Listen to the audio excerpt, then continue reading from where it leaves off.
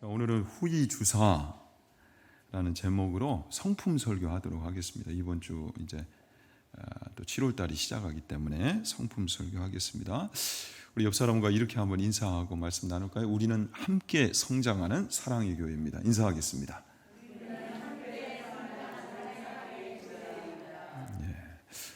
주의 이 성품을 본받자. 주님이라면 어떻게 하셨을까? 또 주님을 닮은 성도의 모습은 구체적으로 어떤 모습인가? 참 우리가 이 주의 성품을 닮아가는 게 너무너무 중요하단 말이죠. 단순히 이것은 그냥 개인적인 차원에서의 영광이 아니에요.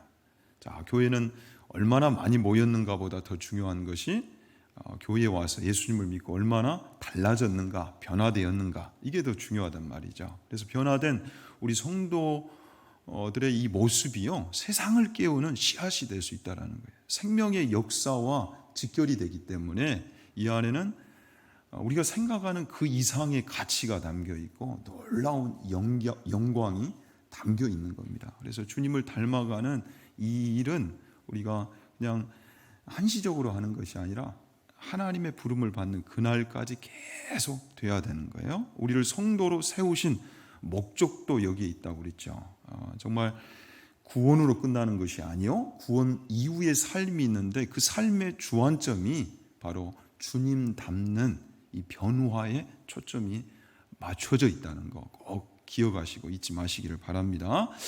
그래서 우리 교회는 매달 이제 한 달에 한 번씩 이 성품 주제 하나를 가지고 계속 배우고 훈련하고 있는데, 이제 마지막 주제 단위죠. 분명함, 후함, 무게있음. 자, 분명한 삶, 허송세월하지 않고 애매모호하지 않는 삶을 살려면 우리가 이 말씀 준행의 삶을 살아야 한다고 그랬어요. 그때 우리가 분명한 하나님처럼, 우리도 분명하신 하나님처럼 분명한 인생을 살아갈 수가 있다. 그래서 이 말씀을 붙들게 되면 이제 이 말씀의 골자인 핵심인 사랑을 또 구현하는 삶으로 우리가 이어지게 되겠죠. 그래서 사랑의 구현인 이 후함, 이웃에 대하여서 후한 인생을 우리가 살아갈 수밖에 없는 거예요. 나아가 말씀 준행의 삶, 그 분명한 삶은 우리 인생을 가볍지 않게 참 무게 있는 삶으로 우리를 인도한단 말이죠. 그래서 6월까지는 우리가 분명함을 훈련했고, 이제 7월 한 달은 이 후함을 배우고 또 주님을 더 닮아가는 우리 모두가 될 수 있기를 진심으로 축원합니다. 오늘 또 주요 구절 하가하고 시작하도록 하겠습니다. 선한 사업을 많이 하고 너그러운 자가 되게 하라. 3번 하갈까요? 선한 사업을 많이 하고 너그러운 자가 되게 하라. 선한 사업을 많이 하고 너그러운 자가 되게 하라. 선한 사업을 많이 하고 너그러운 자가 되게 하라. 자, 우리 거룩한 구별된 성도들의 삶과 교회는 당연히 이래야 되겠죠. 자, 먼저 오늘 또 이제 그 개념부터 살펴보고 갑시다. 후함이란 무엇인가? 여러분, 후함은 무엇일까요? 우리가 아플 때 보면 엄마가 특히 그 자녀들은 후 해주잖아요. 이게 후함일까? 이것도 일종의 후함이 될 수 있겠죠. 근데 특히 이 후함의 반대적인 개념을 좀 생각하면 이 후함은 좀 정리하기가 쉽습니다. 자, 후함에 반대되는 그 단어 어떤 것이 있을까요, 여러분? 바로 나오시네. 박하다, 그죠? 야박하다. 우리가 물질적으로 야박한 그래서 사람을 보통 어떻게 부르죠? 그죠? 구두쇠, 그러죠? 구두쇠. 야박한 거, 이건 후함이 아니겠죠? 또 이 세상을 향해서 갈수록 어떤 세상이다라는 말을 많이 해요. 이 각박한 세상, 삭막하고, 그렇죠? 삭막하고 매정하다. 정이 갈수록 말라가는 이 세상. 또 이 후함에 반대되는 개념 중에 야멸차다라는 또 단어가 있을 수 있어요. 야멸차다, 냉정하다는 거죠. 냉정하다, 또 인색하다, 참 인색하다, 정이 없다. 아무튼 이런 단어들이 있습니다. 그래서 후함은 이런 단어와 반대되는 개념이죠. 야박하지 않고 인색하지 않는 것. 그래서 박하지 않고 인색하지 않고 야멸차지 않고 너그럽고 관대한 태도를 우리는 후함이라고 할 수가 있습니다. 그런데 이제 여기에 성경적 후함은 어떤 또 개념을 품고 있느냐? 단순히 물질적인 차원에서의 나눔 이 정도가 아니에요. 물질적인 구제, 기부 여기서 끝나는 것이 아니라 마음과 영적인 영역까지 나아가는 것이 바로 성경적 후함입니다. 다시 한번요. 비단 물질적인 차원에서 끝나는 것이 아니라 정신적인 면, 영적인 면까지 나아가는 것이 바로 성경이 말씀하시는 후함이라는 거죠. 그래서 이 구제했다고 해서 기부했다고 해서 내가 누구 좀 도와줬다고 해서 말이 거칠어요. 그냥 그 사람을 상대를 무시하고 이렇게 깔보는 태도. 내가 한턱 쐈으니까 너는 이제 나에게 순복해. 이런 태도는 여러분 진정한 후함이 아니겠죠. 또한 무기준, 무원칙의 호의도 이거는 진정한 후함이 아닐 수 있어요. 제가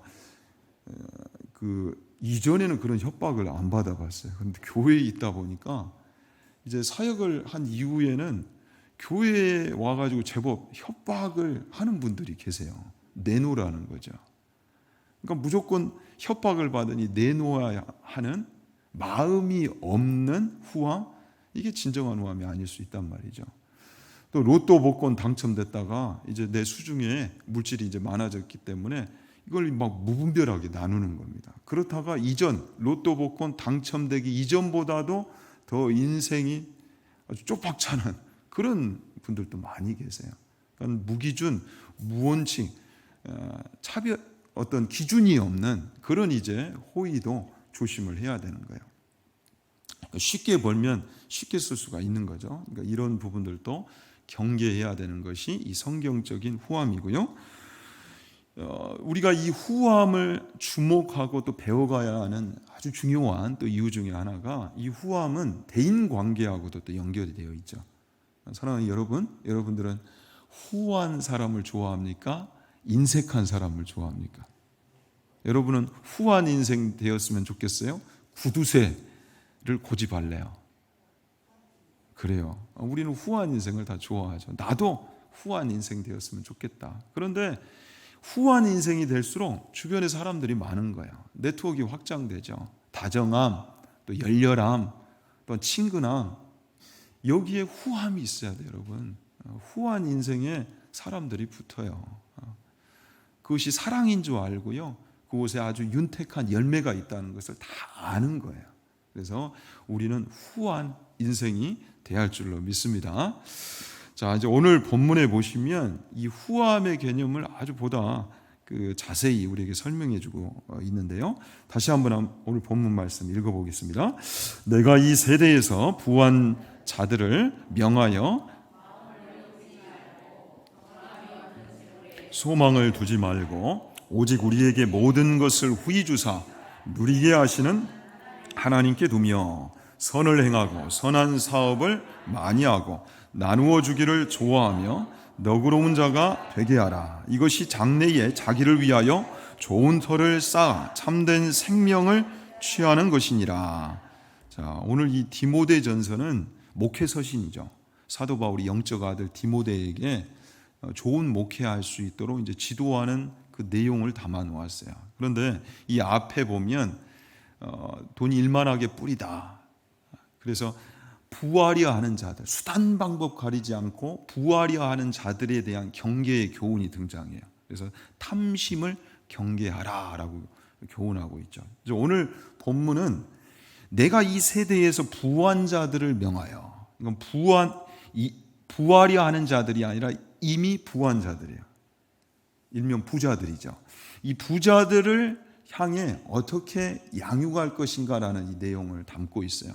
자, 그래서 하나님이 사용하시는 부자. 자, 그런 부자 되고 싶으세요? 안 되고 싶으세요? 되고 싶죠. 막 그냥 바로 되고 싶죠. 거기에는 제 명단이 반드시 들어가야 되죠.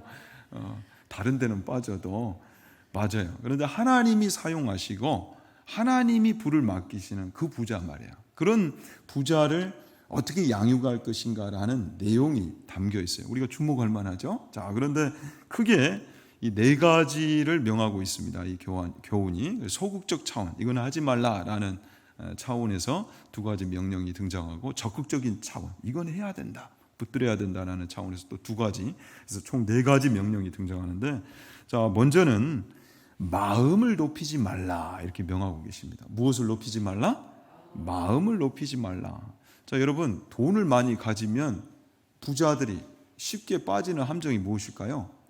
교만할 수 있단 말이죠. 그런데 교만하면 후한 인생, 섬기는 인생 될 수 있을까요? 그게 쉽지 않겠죠. 교만하면 다 내려다보는데 어떻게 섬김과 이 후함의 인생이 될 수 있겠어요? 그리고 이걸 갖고 있어야 다 나를 우러러 보겠지. 마음이 한참 위에 있는데 놓지 않겠죠. 부자들이 쉽게 빠지는 함정입니다. 그러나 하나님을 믿는 부자들은 달라야 한단 말이죠. 마음을 절대 높여서는 안 돼요. 낮춰야 돼요. 가난한 심령을 장착해야 되는 것이죠. 그럴 때 하나님이 그 마음을 보시고 더욱더 맡기시는 거예요. 맡기시는 거예요. 첫 번째는 절대 마음을 높이지 말라는 거예요. 그리고 두 번째는 어디에 소망을 두지 말라? 재물에 소망을 두지 말라. 왜 재물에 소망을 두지 말아야 하는가? 그 이유가 재물은 정함이 없는 재물이기 때문이다 라고 소개하고 계십니다. 여기 정함이 없다, 아델로테스라는 이 헬라어 단어는요, 이 델로스, 분명하다, 우리가 지금까지 계속 훈련했던 이 분명함, 그런데 이와 반대된 개념이에요. 그러니까 부정사 아를 붙여서 분명함이 없는 불확실한 재물이다. 여러분, 재물은 사라질 수 있어요, 없어요? 그래요, 있어요. 있다가도 없는 것이 재물이 될 수 있단 말이죠. 재물은 영원하지 않고요, 절대적이지 않아요. 더군다나 내가 이 땅에다 많이 모아놨는데 내가 사라지면 그 재물 다 없는 재물이 되고 만단 말이죠. 그래서 정함이 없는 재물, 불확실한 재물이기 때문에 여기에 인생의 목적을 두고 기준을 두고 소망을 두고 살지 말라라는 거예요. 자, 잠언 23장 5절에도 이렇게 말씀합니다. 내가 어찌 허무한 것에 주목하겠느냐. 근데 그 허무한 것이 무엇이에요? 정령이, 재물은 스스로 날개를 내어 하늘을 나는 독수리처럼 날아가리라.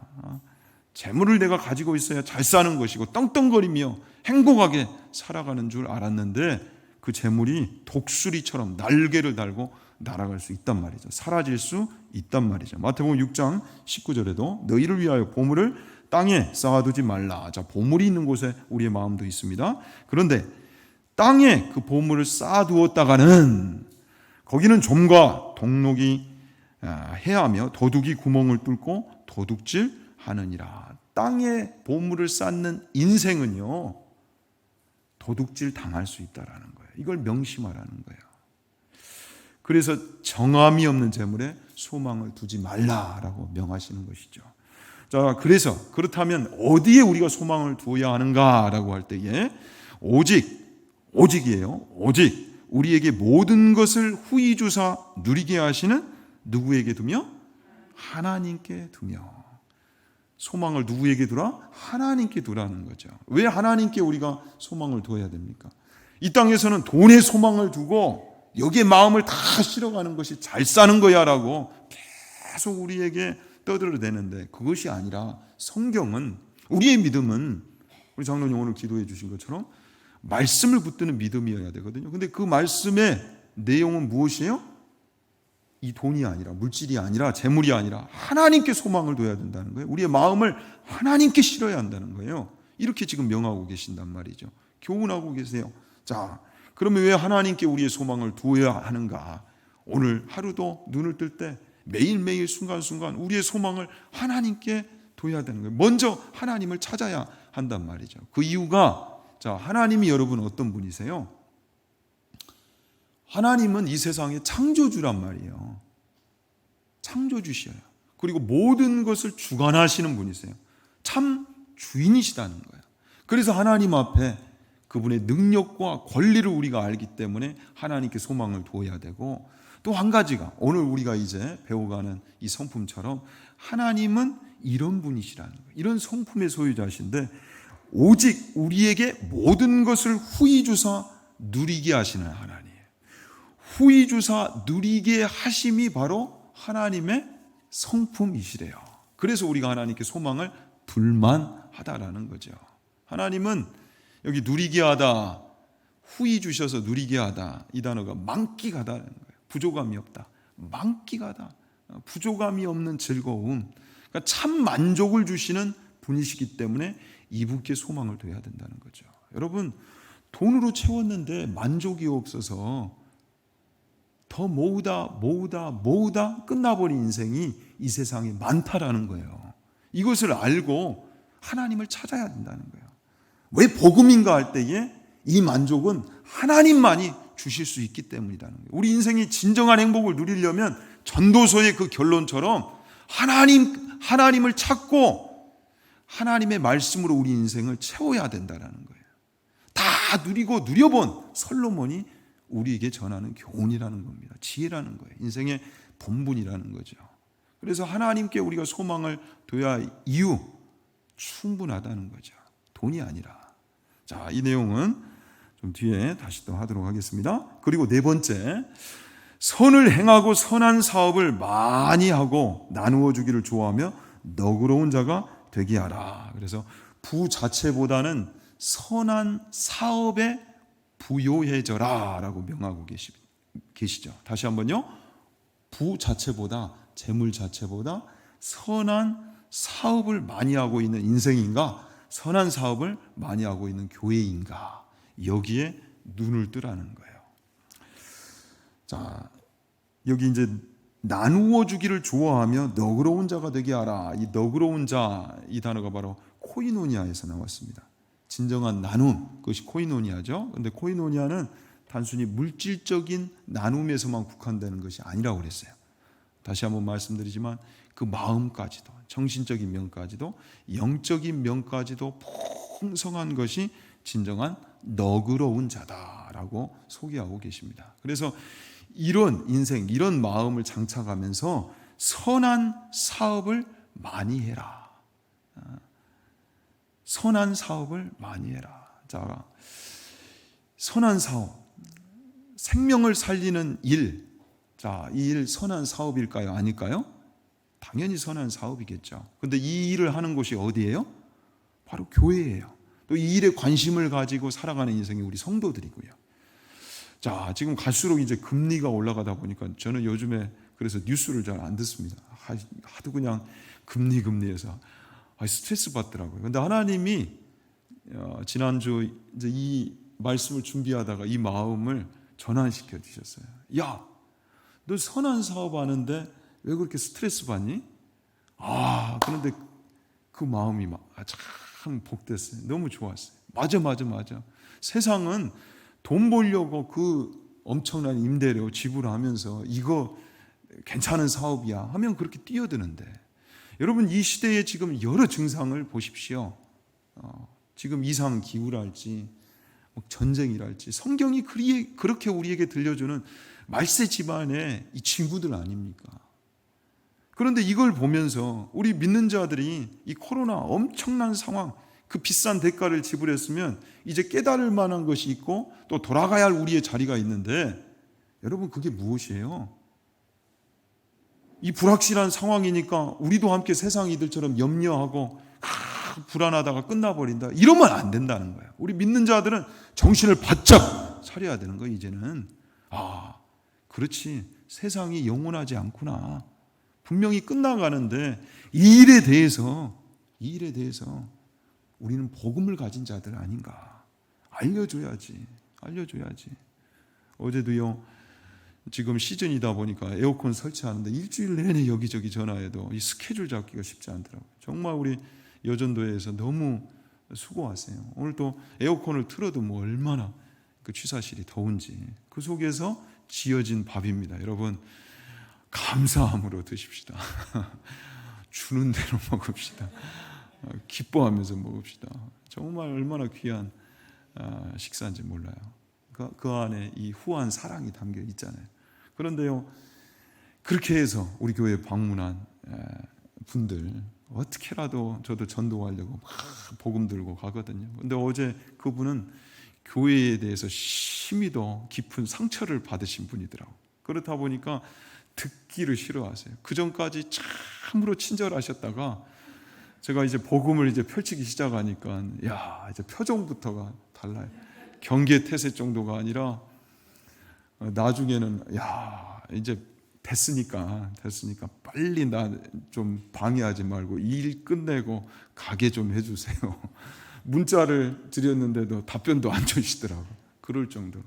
그러함에도 불구하고 우리가 왜 이 생명의 복음을 전해야 하는지, 우리는 아는 자들이잖아요. 이 세상이 영원하지 않다고요. 왜 우리가 복음을 두고 나아가야 하는지 이것을 우리는 아는 자들이라고요. 선한 사업을 이렇게 해야 되는 거예요. 단순히 그냥 이자 나간다 이것이 아니라 더 비싼 대가를 지불해서라도 이 일은 우리가 놓쳐서는 안 돼. 반드시 해야 할 하나님으로부터 받은 너무도 존귀한 일이다. 여기에 대한 확신이 있어야 되는 거예요. 확신이 있어야 되는 거예요. 그런데 지금 이 세상 징후들을 볼 때 더더욱 이 확신을 가지고 우리 믿는 자들이 일어나야 된다는 거죠. 교회가요, 더 힘을 내야 되는 거예요. 어느 때보다도. 지금 상황이 그래요. 이런 시대의 징조들을 통해서 복음을 확실하게 전할 수 있어야 된단 말이죠. 세상이 지금 이러는데 그렇게 살아서 되겠습니까? 은혜가 필요합니다. 우리 힘으로 다 감당할 수 없습니다. 하나님을 찾아야 됩니다. 이 이야기를 들려줘야 된단 말이죠. 그래서 교회는, 우리 믿는 자들의 삼토와 일터는 이 선한 사업, 이 일로 더욱더 부요해져야 되겠다. 아무쪼록 선한 사업으로 부요해져서 하나님의 축복의 통로 될 수 있는 우리 모두가 될 수 있기를 진심으로 축원합니다. 자, 그런데 이런 존귀한 일에는 언제나 하나님의 존귀한 축복이 등장하죠. 이것이 장래의 자기를 위하여 좋은 터를 쌓아 참된 생명을 취하는 것이니라. 이 일이 이렇게 복되대요. 그냥 부자가 아니라 그리스도인의 부자는 다르다는 거예요. 이런 기준을 가지고 살아가야 한다는 거죠. 그럴 때, 그런데 하나님이 은혜를 주시는데 좋은 터를 쌓아 참된 생명을 취할 수 있도록 하겠다. 그러니까 보물을 이 땅에 쌓아두는 것이고 아니고 하늘 창고에 쌓는 삶이죠. 그렇다 보니 무너지지 않는 그 삶에 참 생명, 영원한 생명을 부여하시겠다는 거예요. 자, 다시 후이주사, 누리게 하시는 하나님께 우리의 소망을 두어야 된다라고 했는데, 자, 그렇다면 우리가 이 하나님께 정말 소망을 두어도 되는가? 하나님이 어떤 분이시길래? 이제 7월은 우리가 이 하나님의 성품 후함에 대해서 훈련하는데요. 정말 하나님은 후하신 분이신가 할 때에 성경이 얼마나 하나님이 후하신 분이신지를 우리에게 가르치시는지를 우리가 주목해야 됩니다. 여러분, 자, 하나님이 우리에게 날마다 부으시는 게 있어요, 없어요? 있어요. 그래요. 그게 있기 때문에 우리가 살아가는 거죠. 하나님이 얼마나 후하신 분이신가는, 자, 우리가 보통 나는 후한 인생이야 하면 우리 주변에 그 네트워크에서 그들이 누리는 그 누림이 있을까요, 없을까요? 당연히 있겠죠. 그 후함의 정도가 클수록, 누림의 정도가 클수록 우리 인생도 어떻게 돼요? 후한 인생이라는 평가가 내려지겠죠. 그러니까 누림의 정도가 후함의 정도를 결정하는데, 하나님은 얼마나 후하신 분이신가 할 때에 우리의 누림을 보라는 거예요. 우리의 누림.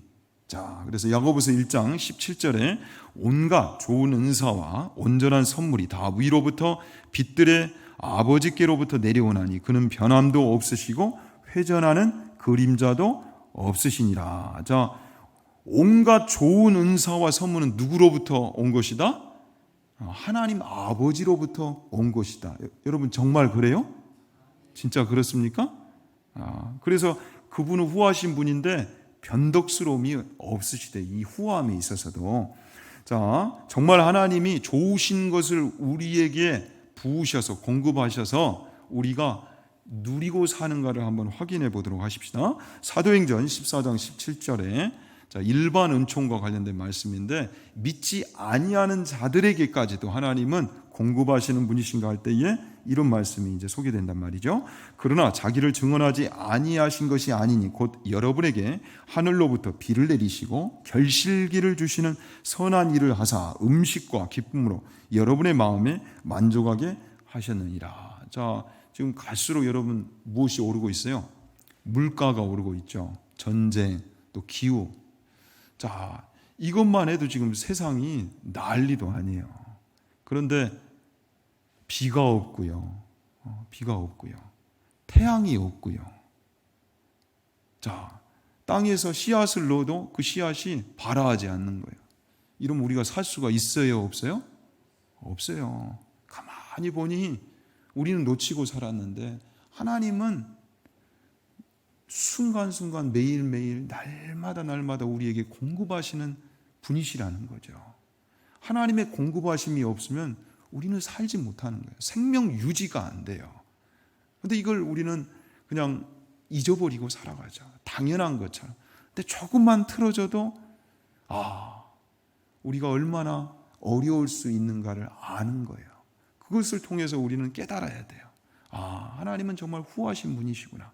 그분의 공급하심이 또 그분의 열심이 계속 되어지기 때문에 우리가 지금까지 살아왔고 또 앞으로도 살아가게 되고 우리 크리스천들은 그리스도인들은 한 단계 더 나아가 영원히 살게 되구나.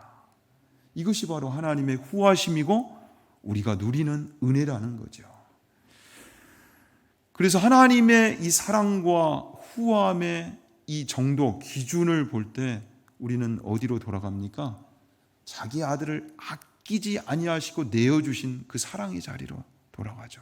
그것 때문에 우리가 구원을 입었고 하나님의 자녀가 되었기 때문에 영원한 생명, 영원한 그 벌, 죄의 비참함, 영원한 멸망, 영멸에서 우리는 벗어나서 영원한 생명, 영생으로 나아갔기 때문에 바로 이 자기 아들을 아끼지 아니하시는 그 사랑, 그 후함의 은혜 때문에 우리는 이 엄청난 누림을 갖게 됐단 말이죠. 그래서 하나님이 정말 후하신 분이신가 하는 것은 우리가 누리는 이 은혜를 헤아려 보면 알 수 있다라는 사실이에요. 그래서 요한복음 3장 16절 함께 읽죠. 하나님이 세상을 이처럼 사랑하사 독생자를 주셨으니 이는 그를 믿는 자마다 멸망하지 않고 영생을 얻게 하려 하심이라. 우리가 영원한 그 멸망, 영멸에서 벗어나서 영원한 생명, 영생으로 갈 수 있는 것은 무엇 때문이다? 자기 아들, 독생자를 아끼지 아니하시고 내어주신 하나님의 사랑, 이 후함 덕분이라는 거 꼭 기억하시기 바랍니다. 로마서 8장 32절 말씀도 함께 읽겠습니다. 자기 아들을 아끼지 아니하시고 우리 모든 사람을 위하여 내주시니가 어찌 그 아들과 함께 모든 것을 우리에게 주시지 아니하겠느냐. 그래서 여러분 이 하나님의 후하심의 정도 기준을 보고 헷갈리지 말라는 거예요. 자, 자기 아들을 아끼지 아니하신 그분께서 어찌 그 아들과 함께 모든 것을 우리에게 주시지 아니하겠느냐. 성경이 우리에게 던지는 질문이라는 거예요. 하나님의 그 후하심을 믿으라는 거죠. 의심치 말라. 독생자 예수 그리스도를 십자가에 내어주신 그 사랑을 보면서 믿음을 가지라라고 우리에게 당부하고 있습니다. 그래서 이 후하신 하나님을 우리는 어떻게 해야 되겠어요? 찬송하고 예배해야 되겠죠. 시편 150편 6절, 시편의 마지막 구절입니다. 함께 읽읍시다. 호흡이 있는 자마다 여호와를 찬양할지어다. 할렐루야. 자, 호흡이 있는 자마다 우리는 하나님을 찬양할 이유가 너무도 가득한데 무엇보다 생명의 근원이신 그 하나님이 오늘 또 우리에게 생명을 공급하셨기 때문에 우리가 여기 있다는 것 잊지 맙시다. 그래서 우리가 지금까지 살아있는 것, 또 살아가는 것, 영원히 사는 것, 이 하나님의 후하신 사랑과 은혜 덕분이라는 것, 그것을 기억하면서 우리는 하나님을 예배하는 인생을 살아야 되겠죠. 더군다나 우리가 더 하나님을 예배해야 할 이유, 에베소서 1장 3절 찬송하리로다. 하나님 곧 우리 주 예수 그리스도의 아버지께서 그리스도 안에서 하늘에 속한 모든 신령한 복을 우리에게 주시되, 신령한 복을 우리에게 부어주시고요. 또 하나님은 참 이 후함에 있어서 스케일이 우리와 같지 않아요. 엄청나요. 1000대까지 그의 언약을 이행하시며 인내를 베푸신다. 헤세드, 하나님의 이 공급하심, 후함은요 너무 엄청나는 거예요. 그냥 우리 인생 정도가 아니라 우리가 말씀으로 살아보려고 하면 우리 자녀들, 우리 후손들, 우리 가문을 책임지시는 거예요. 하나님이. 그런 하나님이세요. 그래서 우리는 이 하나님의 후함을 의지해야 되겠죠. 사모해야 되겠죠. 열왕기상 8장 23절에도 이르되 이스라엘의 하나님 여호와여 위로 하늘과 아래로 땅에 주와 같은 신이 없나이다. 이런 하나님이 어디 있으세요? 주께서는 온 마음으로 주의 앞에서 행하는 종들에게 언약을 지키시고 은혜를 베푸시나이다. 그래서 하나님은 후하신 분으로서 사랑하는 자녀인 우리들에게 은혜를 공급하기를 기뻐하시는 분이세요. 그래서 우리는 이 은혜 하나님께 구해야 되겠습니까? 구하지 않아야 되겠습니까? 당연히 구해야 되겠죠. 그래서 여러분들 많이 기도하세요. 은혜를 구하세요. 지금 하늘 창고에는 우리에게 주시려고 그러는데 이 기도의 통로를 통해서 내려와야 되는데 천국 택배가 딱 우리 집으로, 우리의 사업장으로, 우리의 직장으로 내려와야 되는데 택배가 지금 우리 집으로 지금 못 오는 택배가 하늘 창고에 너무 쌓여 있다는 거예요. 그래서 여러분들 꼭 기도하심으로 이 귀한 은혜의 보따리를 마음껏 받으시고 펼칠 수 있는 하나님의 자녀들 되시기를 바랍니다. 자, 마태복음 7장 7절 8절 함께 읽읍시다. 구하라 그리하면 너희에게 주실 것이요 찾으라 그리하면 찾아낼 것이요 문을 두드리라 그리하면 너희에게 열릴 것이니 구하는 이마다 받을 것이요 찾는 이는 찾아낼 것이요 두드리는 이에게는 열릴 것이니라. 야고보서 1장 5절도 함께 읽습니다. 너희 중에 누구든지 지혜가 부족하거든 모든 사람에게 후히 주시고 꾸짖지 아니하시는 하나님께 구하라 그리하면 주시리라. 자, 후히 주시고 꾸짖지 아니하시 하나님께 뭐 하라고요? 구하라 그리하면 주시리라. 이 약속 믿고 구하심으로 꼭 이 귀한 복을 받으시기 바랍니다. 자, 그래서 소망을 누구에게 두어야 된다고요? 하나님께 둬야 된다. 돈이 아니라, 재물이 아니라 하나님께 둬야 된다. 집 하인이 두 주인을 섬길 수 없나니 혹 이를 미워하고 저를 사랑하거나 혹 이를 중히 여기고 저를 경히 여길 것임이니라. 너희는 하나님과 재물을 겸하여 섬길 수 없느니라. 디모데전서 6장 10절에도 돈을 사랑함이 일만하게 뿌리가 되나니 이것을 탐내는 자들은 미혹을 받아 믿음에서 떠나 많은 근심으로써 자기를 찔렸도다. 자, 후하신 하나님처럼 우리 믿는 자들도 후한 인생이 돼야 되는데 그러려면 소망을 누구에게 둬야 된다? 돈에게? 재물에게? 그것이 아니라 하나님께만 둬야 된다는 거죠. 여러분, 돈이요 이 땅에서는 굉장히 파워가 있습니다. 맘모니즘이라는 것까지 부르잖아요. 돈이 우상이 될 수 있어요. 탐심은 하나님 위에 다른 것을 붙들게 하는 마음인데 특히 돈을, 우리의 죄성은 돈을 향한단 말이죠. 이 돈의 세력과 능력, 파워를 알고, 그러나 그것을 내려놓고 누구를 선택하는? 하나님을 선택하는 믿음을 가진 자가 우리 성도들이라는 거예요. 이 믿음으로 살아야 한다는 거예요. 자, 그런데 돈을 계속 붙들고 있다? 그러면 그 돈의 유혹이 우리 신앙을 버리게 할 수도 있고요. 또 많은 근심으로써 자기를 찔렀다. 여러분, 돈이 있어도 근심이 있고, 여기서 찌른다는 것은 고통을 준다는 거예요. 돈이 있어도 고통을 받을 수 있고요. 또 돈이 없어도 돈에 소망을 두고 살아가면 또 고통을 받을 수 있다라는 거예요. 그렇게 살아서는 안 되고 우린 믿음이 있기 때문에 구별된 인생을 살아야 되는데 누구에게로 가야 되겠다? 하나님께로 가야 되겠다. 날마다 하나님께 소망을 두고 하나님께로 나아가 하나님을 의지하는 인생이 돼야 되겠다. 그럴 때에 후하신 하나님처럼 우리도 후한 인생이 될 수 있다는 거죠. 자, 그래서 다시 한번 말씀드립니다. 제발 돈 거기에 소망 두지 마시고 누구에게? 하나님께 소망을 두시고, 하나님께 소망을 둔다는 건 하나님을 의지하며 살아가는 거예요. 날마다 하나님을 의지하면서 살아가는 우리 모두가 되도록 하십시다. 자, 그럼 어떻게 이 후함을 우리가 훈련하고 실천할까? 배울고 할 때에 실천상으로 3가지를 나누는데 오늘 오전 예배는 2가지만 나누도록 하겠습니다. 자, 먼저는 이 성경적 후함은 앞에서도 말씀을 드렸지만 물질적 비단 물질적 차원에서 기부 정도가 아니라고 그랬어요. 정신적 또 영적인 영역까지 나아가는 진정한 나눔, 코이노니아가 있어야 되는데, 자, 이 시작은 바로 공감으로부터 되는 거죠. 마치 구원이 예수님의 이 공감으로부터 출발되는 것처럼 우리 마음이 실려져야 되는 거예요. 그러니까 참 도움이 필요한 사람들을 그냥 지나쳐서는 안 되고 그들을 긍휼히 여기는 그 마음을 간직해야 된다는 거죠. 자, 십자가 그 엄청난 은혜의 수혜자, 최고의 수혜자가 누굽니까? 바로 우리들이잖아요. 나잖아요. 그런데 그 시작이 어디에서부터 됐다고요?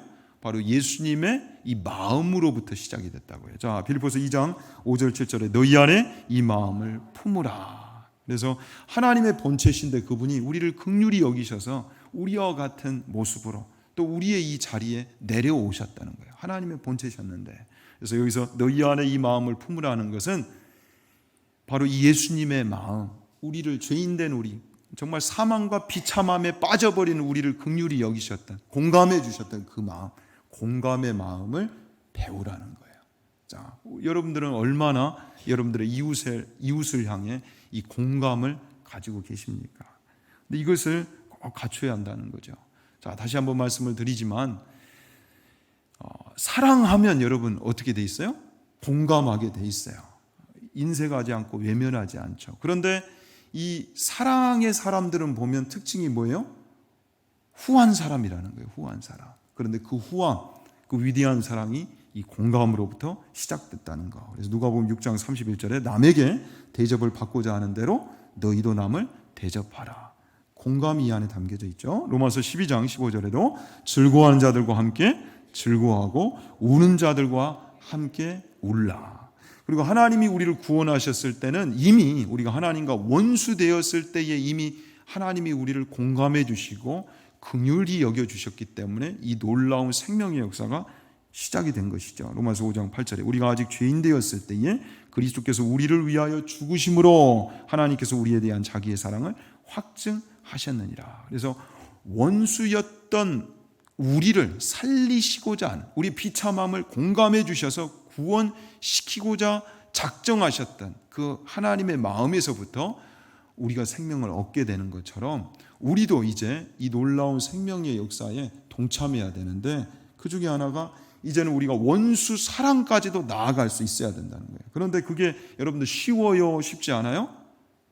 죄인된 우리의 실력으로는 쉽지 않아요. 그래서 너희 원수를 사랑하며 너희를 핍박하는 자를 위하여 기도하라 라는 거예요. 기도하면서 하나님이 우리에게 주셨던 그 마음 헤아리면서 우리가 공감할 수 있도록, 심지어 원수조차도 나에게 해를 가하고 나를 힘들게 하는 그런 대상만저도 공감할 수 있는 능력을 달라고 하나님께 기도하라는 거예요. 그래서 여러분, 공감 능력이 상실될 때가 있죠. 바닥날 때가 있죠. 한계에 이를 때가 있죠. 그때는 어디로 돌아가야 되는 거예요? 다시금 십자가로 돌아가야 되고, 이 하나님의 사랑으로 돌아가야 되고, 약속의 말씀으로 돌아가야 되는 거예요. 십자가 사랑이 충전되어지고 또한 약속 붙드는 믿음이 다시금 일어날 때 우리가 이 공감을 회복할 수가 있게 되는 겁니다. 그래서 너는 반드시 그에게 줄 것이요 줄 때에는 아끼는 마음을 품지 말라. 이 아끼는 마음은 후한 마음이 아니죠. 그래서 우리가 이 아끼는 마음보다도 어떤 마음을 장착해야 되겠다? 그리스도 예수의 그 공감의 마음을 장착해야 되겠다. 너는 반드시 내 땅 안에 내 형제 중 곤란한 자와 궁핍한 자에게 내 손을 펼지니라. 자, 그리고 이제 두 번째로 이 공감과 아울러서 우리가 이 후함을 실천하기 위해서는 무엇이 필요하냐면 이것을 우리가 훈련해야 됩니다. 우리 이웃들에게 필요를 채워주는, 그러니까 실제적인 베품을 우리가 훈련해야 되는 거죠. 자, 누가복음 10장에 가보면 아주 유명한 비유가 등장합니다. 바로 선한 사마리아인의 비유인데, 이 율법 교사가 예수님을 시험하려고 왔어요. 그러면서 묻죠. 진정한 이웃이 누구입니까? 그때 예수님이 답변해 주신 그 말씀이 바로 이 선한 사마리아인의 비유입니다. 유대인들은 사마리아인들을 무시했어요. 상종하지 않았어요. 만남 자체를 가지지 않았단 말이에요. 그런데 그들이 경멸했던 이 사마리아인들을 인들이 왜 진정한 이웃이 될 수 있었는가 할 때에 그들은 마음만 먹고 끝나는 것이 아니라 실제로 필요를 채워주는 이웃이었단 말이죠. 진정한 이웃은, 하나님이 인정해 주시는 이웃은 누구예요? 필요를 채워주는, 바로 베풀 줄 아는 이웃이라는 거죠. 어떤 사마리아 사람은 여행하는 중 거기 이르러 그를 보고 불쌍히 여겨. 자, 공감은 했어요. 근데 여기서 끝나면 안 된다는 거죠. 가까이 가서, 앞에 제사장들, 레위인들도 느꼈겠죠. 왜 그 마음이 없었겠어요. 그러나 이 실체적인 나눔은 부담이 됐다는 거예요. 그래서 가버렸어요. 그런데 이 사마리아인은 가까이 갔단 말이에요. 그리고 기름과 포도주를 그 상자에 부어주었고요, 싸매어 주었고요, 또 데리고 가서 돌보아 주었단 말이죠. 그러니까 이 성경적인 후함은요, 단순히 물질 한 통 탁 쏘고 그것을 생색내는 그것이 아니라는 거예요. 상대의 입장에서 정말 그를 사랑하기 때문에 무엇이 필요한가, 이것을 보고 그 문제를 해결하려고, 진정한 도움을 나누려고 노력하는, 여기에 있다는 거예요. 그래서 코이노니아가 있어요. 거기에 후한 사람이 가는 곳마다 진정한 나눔, 코이노니아의 역사가 나타난단 말이죠. 그래서 성경은 여러분 우리에게 축복의 원리를 전하시는데 아주 중요한 내용입니다. 자, 하나님이 어떻게 복을 부으시는가, 부요를 맡기시는가 할 때에 이걸 보신다는 거예요. 이 선한 사마리아인의 비유처럼.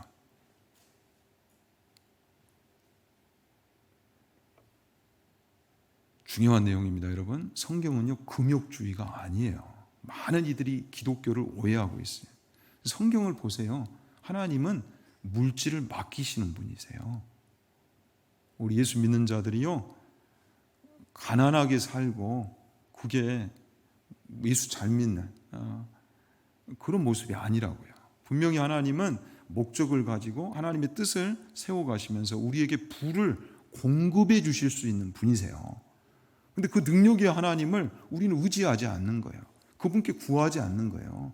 금욕주의가 아니에요, 여러분. 기독교는 하나님이 물질을 맡기시는 거예요. 공급하시는 거예요. 후하신 하나님으로서. 그런데 얼마나 물질을 많이 축적했느냐, 그게 아니라 그 물질을 어떻게 관리하고 사용하느냐, 여기에 축복의 원리가 담겨 있다는 거예요. 이게 중요하다는 거죠.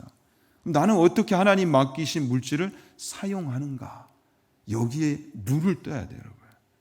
여기에 축복의 그 원리가 담겨져 있는 겁니다. 그래서 잠언서 11장 24절 주목하시기 바랍니다. 흩어 구제하여도 더욱 부하게 되는 일이 있나니 과도히 아껴도 가난하게 될 뿐이니라. 자, 절약하고 절제하는 거 귀해요. 그러나 더욱 중요한 것은 그것을 얼마나 관리하고 잘 사용하느냐, 이게 더 중요하다는 거예요. 그 사람의 이 재정 관리와 재정 사용을 보면 이 사람이 후한 인생인가, 후한 인생으로 나아갈 그런 모습이 보이는가 아닌가를 알 수 있다라는 거죠. 이걸 쉬운 성경으로 읽어보면 후하게 베푸는 사람은 더 많이 얻지만 인색하게 구는 사람은 가난해질 뿐이다. 여러분, 믿음의 눈을 여시기 바랍니다. 자, 그리고 시편 112편 9절 10절에도 그가 재물을 흩어 빈궁한 자들에게 주었으니 그의 의가 영구히 있고 그의 뿔이 영광 중에 들리리로다. 섬기고 베풀고 실제적인 이웃에게 필요를 나눠주는 사람은 하나님이 높은 자리에 세우시겠다. 그리고 10절에 악인은 이를 보고 한탄하 이를 갈면서 소멸되리니 악인들의 욕망은 사라지리로다. 또 그 의인의 삶을 보면서 악인들이 깨닫는 것이 있다는 거죠. 고린도후서 9장 8절에도 하나님이 능히 모든 은혜를 너희에게 넘치게 하시나니 이는 너희로 모든 일에 항상 모든 것이 넉넉하여 모든 착한 일을 넘치게 하려 하심이라. 그래서 여러분, 우리가 성경적 영보관을 다룰 때 이 말씀 너무도 많이 다루는데 얼마나 강조하고 있습니까? 그래서 물질을 잘 사용하는 인생에게 하나님이 더 많은 것을 공급하시고 맡기시는데 여기 보면 넘치게 하시고 모든 일에 항상 모든 것이 넉넉하게 하시고 모든 착한 일을 넘치게 할 수 있도록 공급해 주시겠다는 약속을 주셨어요. 그러나 여러분, 이 약속 붙들고 한번 우리도 우리 주변의 이웃들을 한번 섬기는 그런 삶에 도전할 수 있기를 바랍니다. 후한 인생, 그것은 우리 주변이 얼마나 우리 이웃들이 나를 통해서, 우리 교회를 통해서 누림이 있는가, 이것을 보면 안다라는 거예요. 아무쪼록 고인물이 아니요 흘러갈 수 있는 축복의 통로로 들여질 수 있는 정말 존귀한 인생, 또 이 일을 위해서 우리가 7월 한 달간은 이 후함을 잘 배우고 훈련할 수 있는 모두가 되기를 진심으로 축원합니다. 자, 누가복음 6장 38절 읽고 마치도록 하겠습니다. 주라, 그리하면 너희에게 줄 것이니 곧 후히되어 누르고 흔들어 넘치도록 하여 너희에게 안겨주리라. 한 번 더요. 주라, 그리하면 너희에게 줄 것이니 곧 후히되어 누르고 흔들어 넘치도록 하여 너희에게 안겨주리라. 하나님의 약속의 말씀입니다. 기도하겠습니다.